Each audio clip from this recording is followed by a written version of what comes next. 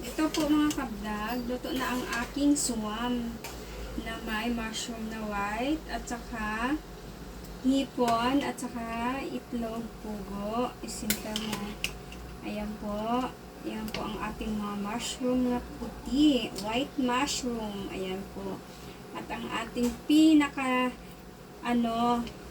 root ng ating sibuyas dahon. Ayan po mga kablog ang ating swam. Corn soup, kumbaga. Ayan. Ayan po siya. Ang ating putol ng hipon. Wala ng ulo. Pero yung katawan niya mga kablog, binalatan ho yan. Ayan po.